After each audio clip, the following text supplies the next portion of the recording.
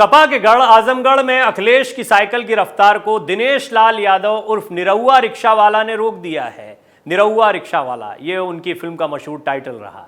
आजमगढ़ में हमेशा से बसपा और सपा का गढ़ माना जाता रहा है। रविवार को निरहुआ ने यहां पर बीजेपी का कमल खिला दिया। दिनेश लाल यादव ने सपा प्रत्याशी धर्मेंद्र यादव को करीब 9,000 के आसपास वोटों से हराया है। अंतर बहुत ज्यादा नहीं है, लेकिन जीत बहुत बड़ी मानी जा रही है। इन सब में बीएसपी के प्रदर्शन की सबसे ज्यादा चर्चा हो रही है। इस उपचुनाव में वोटों के मामले में बीएसपी बेशक तीसरे नंबर पर है। बीएसपी प्रत्याशी गुड्डू जमाली को 2.5 लाख से ज्यादा जो वोट मिले हैं, उसका असर रहा कि साइकिल यहां पंक्चर हो गई और भाजपा सिरमौर बन गई। 2019 के लोकसभा चुनाव में समाजवादी पार्टी और बहुजन समाज पार्टी मिलकर चुनाव लड़े थे। ऐसे में आजमगढ़ में सपा मुखिया अखिलेश यादव 2.5 लाख से ज्यादा वोटों से चुनाव जीत गए थे। इससे पहले 2014 के चुनाव में बसपा से शाह आलम उर्फ गुड्डू जमाली ही आजमगढ़ से चुनाव लड़े थे। उन्हें कुल मतों का 27% वोट ही मिल पाया था। इस बार उपचुनाव में बसपा ने फिर से उन्हीं पर दांव लगाया। उनका प्रदर्शन भी ठीक रहा और इस बार उन्हें 29% वोट मिले हैं।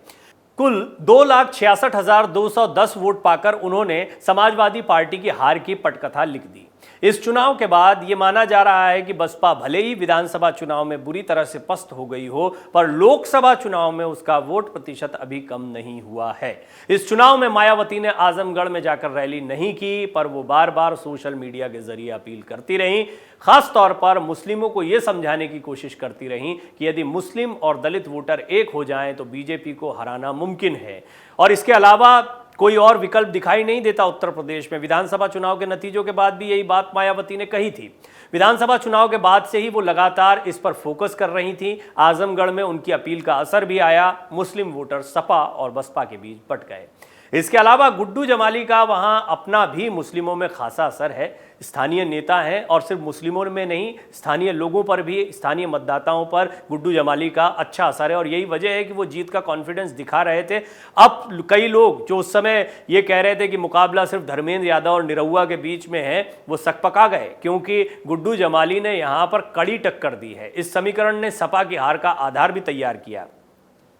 बसपा आलाकमान को आजमगढ़ से अच्छे परिणाम की आस थी। यही कारण था कि रामपुर में उपचुनाव न लड़कर पार्टी ने पूरा फोकस आजमगढ़ पर किया। यह भी एक वजह है। बसपा को उम्मीद थी कि यदि यहां जीत मिल गई तो विधानसभा चुनाव के परिणाम से मिले जख्मों पर मरहम लग सकता है। वहीं इस चुनाव के परिणाम के बाद सोशल मीडिया पर फिर से बसपा पर आरोपों की बौछार शुरू हो गई।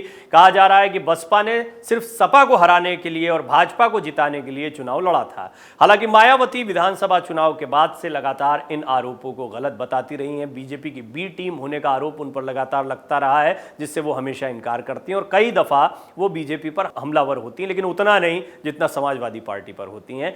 वहीं बसपा प्रत्याशी शाह आलम उर्फ गुड्डू जमाली को मिली हार के बाद मीडिया से बात करते हुए उन्होंने अपनी बात रखी। उन्होंने कहा कि हम अपनी बात जनता तक सही तरीके से नहीं पहुंचा पाए, लेकिन इन परिस्थितियों में भी जनता ने मुझे इतना वोट दिया, इसके लिए जनता का शुक्रिया।